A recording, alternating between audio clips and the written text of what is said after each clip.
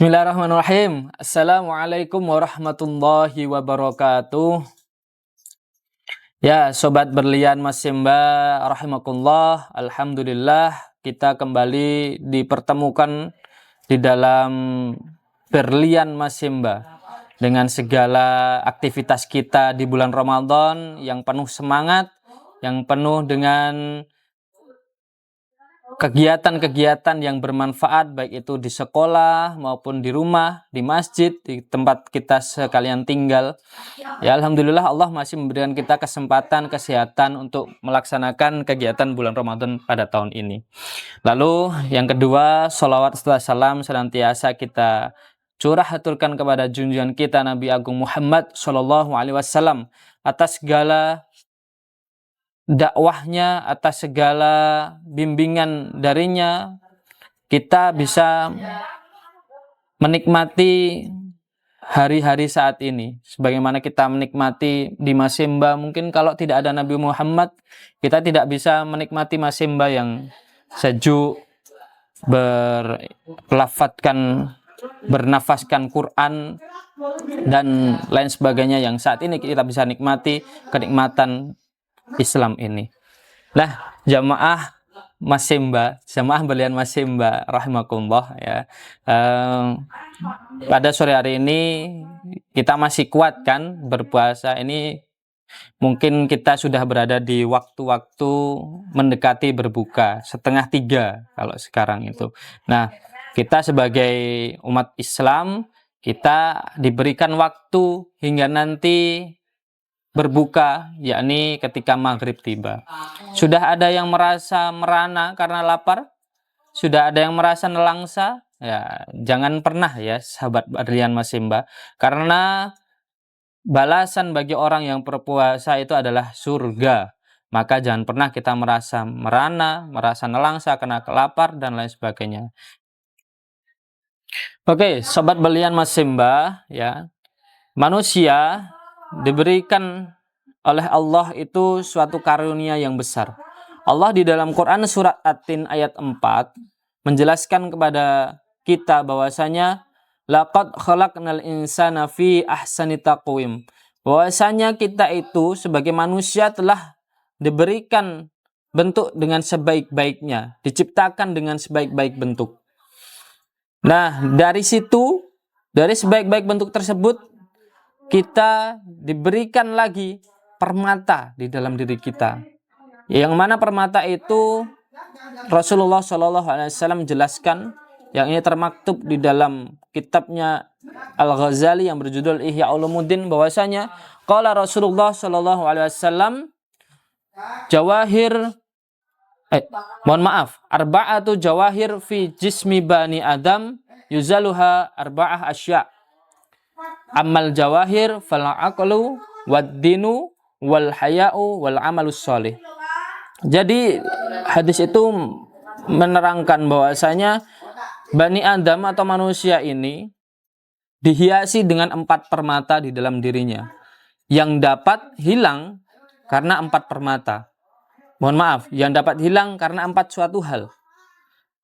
Yang pertama yakni adalah akal. Yang kedua adalah agama, yang ketiga rasa malu, dan yang keempat itu ada amal soleh. Nah, apa itu akal? Nah, kalau di sini akal itu bisa kita maknai dengan suatu alat ya yang dapat digunakan untuk memahami sesuatu. Dalam hari ini kita juruskan apa yang kita pahami, yakni adalah agama. Nah, akal itu bisa memahami agama. Mana agama yang menunjukkan kita pada jalan yang lurus, agama yang hanif, agama yang bisa menjadikan kita sebagai manusia yang senantiasa bermanfaat kepada diri kita, orang lain, maupun nanti ketika kita sudah dimintai pertanggungjawaban dengan yang di atas. Itu akal. Lalu yang kedua, apa? Ada rambu-rambu. Rambu-rambu itu dibalut dalam suatu hal yang dinamakan agama. Nah, ketika kita menggunakan akal kita, maka kita bisa membaca rambu-rambu. Ya, sebagaimana kita ada di jalan ya, ada rambu-rambu tidak boleh belok kanan, rambu-rambu boleh belok kiri, harus mengikuti lampu apil, ada rambu-rambu lampu hijau, kuning, rambu-rambu merah, hijau, kuning, merah tidak boleh berjalan, kuning harus hati-hati, hijau kita bahkan boleh dianjurkan melakukan sesuatu. Ya, dari rambu-rambu itu kita akan bisa tahu Sobat Berlian Masimba bahwasanya kita bisa menentukan mana yang bisa kita lewati, bisa mengikuti norma-norma yang ada, bisa berjalan pada suatu yang dibolehkan ataupun tidak. Nah, itu namanya rambu-rambu yang dilingkupi dalam agama tersebut. Lalu yang ketiga ada sifat malu. Nah, sifat malu ini sebagai pengendali diri kita. Bahwasanya ketika kita sudah tahu, kita dijelaskan di dalam agama kita, oh ini tidak boleh, ini boleh. Nah, kita paham itu, maka ada sifat malu yang bisa mengendalikan diri kita. Nah, sifat malu itu adalah bentuk bagaimana kita itu mengimplementasikan agama kita di dalam kehidupan sehari-hari, yang nanti pada implementasi itu melahirkan amal soleh, yakni poin yang keempat. Nah, maka 4 permata ini saling berkaitan. Yang pertama adalah tadi adalah akal. Akal sarana kita untuk mengetahui sesuatu, memahami sesuatu. Apa yang kita ketahui adalah agama. Agama itu menuntun kita untuk senantiasa memperhatikan hal-hal di sekitar kita, norma-norma, moral-moral yang ada di sekitar kita. Lalu yang ketiga, yakni sifat malu. Yakni dari sifat malu tersebut kita bisa mengimplementasikan agama dengan baik, mengendalikan yang boleh atau tidak, yang nanti bisa melahirkan amal soleh. Oke, kita lanjutkan Sobat Berlian Masimba bahwasanya dari 4 permata tersebut bisa hilang karena 4 hal. Apa 4 hal yang bisa menghilangkan permata di dalam diri kita sebagai manusia ini? Yang pertama adalah fal ghadabu yuzilul aql. Marah itu bisa menghilangkan akal. Karena apa? Karena dengan marah-marah ya kita itu tidak dapat mengendalikan emosi kita. Wah, kita sana sini ngomong tidak jelas, marah-marah pada orang yang kita anggap salah. Nah, dari situ lah akal kita, pengendalian kita, bagaimana cara kita, alat kita memahami sesuatu yang hak dan batil itu hilang. Nah, lalu yang kedua, wal hasadu yuziluddin. Jadi hasad ya itu bisa menghilangkan kita dari agama. Ya, kita bersikap iri kepada saudara kita bersikap tidak adil dalam melayani teman kita, dalam berteman kepada seseorang karena kita anggap dia lebih tinggi daripada kita. Lebih tinggi ini bukan dalam hal keilmuannya, tapi lebih tinggi dalam hal duniawi, ya, dalam hal yang bisa memantik nafsu kita untuk senantiasa mengejar-ngejar apa yang kita tidak miliki darinya. Nah, itu tadi. Lalu ada yang bisa merusak lagi, yakni adalah wattoma'u yuzilul haya. Bahwasanya tamak itu bisa merusak dari sifat malu kita.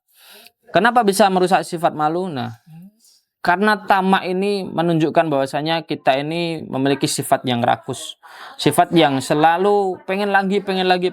Yang itu kita tidak bisa mengendalikan diri kita, maka sifat malu kita hilang. Nah, itu juga yang harus kita hati-hatikan. Apalagi ketika bulan Ramadan seperti ini, kita sudah bekerja capek-capek, belajar capek-capek, ya, terus melakukan kegiatan berbagai hal.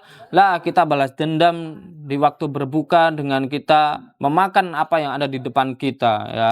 Maka itu bisa disebut dengan rakus. Nah, rakus itu atau tamak itu bisa menghilangkan sifat malu di dalam diri kita, permata itu. Lalu yang terakhir yang bisa menghilangkan adalah al-ghibah atau wal ghibatu yuzilul amal sholih. Ghibah itu bisa menghilangkan kesalehan yang telah kita kerjakan. Dari sekian tadi ya, kita sudah memahami norma, kita memiliki pengendalian dari sifat malu kita yang berbuah amal soleh, dihilangkan dengan satu, itu ghibah. Makanya Imam Al-Ghazali ya di dalam kitabnya Ihya Ulumuddin juga itu menyindir kita. Menyindir terutama ini bagi orang yang berpuasa ya, bahwasanya wa huwaladzi yumsiku 'anit ta'amil halal wa yuftiru ala luhumin nas bil ghibah wahiyal haram.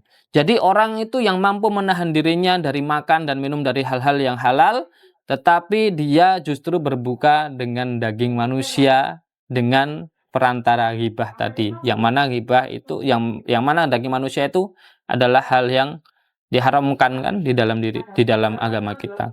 Nah, maka dari itu sobat Berlian Mas Semba, kita harus berhati-hati dalam menjaga 4 permata yang sudah Allah berikan kepada diri kita, yang diteruskan oleh Rasulullah melalui sabdanya, yang itu dari 4 permata itu bisa hilang akan 4. Nah, dari situ mari kita senantiasa menjadi seseorang yang berhati-hati, seorang yang bisa mengendalikan diri, karena kita bukan sobat rasan-rasan, kita adalah sobat berlian. Nah, dari situ sekian.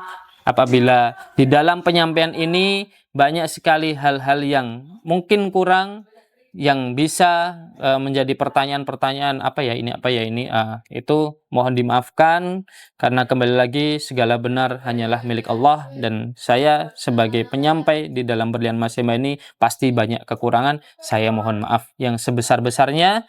Begitu, demikian Sobat Berlian Mas Semba, apa yang dapat saya sampaikan sedikit ini. Atas segala perhatiannya kami ucapkan terima kasih. Wassalamualaikum warahmatullahi wabarakatuh.